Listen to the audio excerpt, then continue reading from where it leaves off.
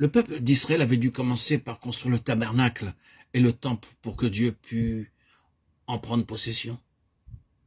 De même pour nous, enfants de Dieu, nous avons reçu un cœur nouveau, un esprit nouveau. Ils nous ont été donnés comme condition indispensable à la présence de l'Esprit de Dieu en nous. Et nous remarquons la même distinction dans la prière de David.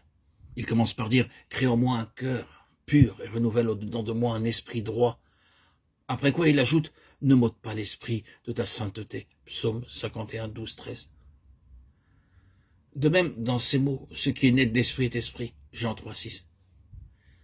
Ici, nous avons l'esprit divin qui crée et l'esprit nouveau qui est créé par lui. Et encore, c'est l'esprit de Dieu qui rend témoignage à notre esprit que nous sommes enfants de Dieu. Romains 8, 16. Notre esprit renouvelé devient la demeure du Saint-Esprit de Dieu. Et celui-ci, tout en restant distinct de notre esprit, témoigne en lui, avec lui et par lui. Il est facile de reconnaître l'importance de cette distinction.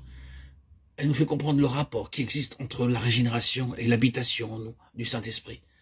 Par la régénération, le Saint-Esprit vient nous convaincre de péché, nous amener à la repentance, à la foi en Christ, et nous donner une nouvelle nature. Dieu accomplit ainsi cette promesse. Je mettrai en vous un esprit nouveau. Le croyant est alors un enfant de Dieu, un temple prêt à recevoir le Saint-Esprit. Et dès que la foi saisit la seconde partie de la promesse, elle s'accomplit en lui tout aussi certainement que la première. Mais tant que le croyant ne regarde qu'à l'œuvre de régénération, qu'au renouvellement de son esprit, il ne parvient pas à la vie de joie et de force que Dieu lui avait préparée. C'est seulement quand il saisit la promesse de Dieu tout entière, quand il croit qu'il y a pour lui quelque chose de mieux encore que la nouvelle nature, quand il comprend que l'Esprit du Père et du Fils veut réellement habiter le temple préparé en lui, que s'ouvre pour lui toute une merveilleuse perspective de sainteté et de grâce nouvelle. Son plus grand désir alors est de connaître mieux le Saint-Esprit, de savoir comment il opère et ce qu'il réclame de lui, d'apprendre comment il pourra réaliser pleinement sa présence et obtenir ainsi l'assurance de posséder en lui le Fils de Dieu, que l'Esprit est chargé de lui révéler. Ces deux parties de la promesse divine s'accomplissent-elles simultanément ou successivement? De la part de Dieu, ce double don est simultané. L'Esprit ne peut pas se partager.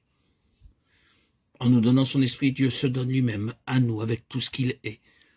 C'est ce qui eut lieu le jour de la Pentecôte. Les 3000 personnes ajoutées à l'Église, acte de 41, reçurent un esprit nouveau, la repentance et la foi, et après avoir été baptisées, elles reçurent le même jour la présence de l'Esprit en elles, comme le sceau de Dieu qui répondait à leur foi.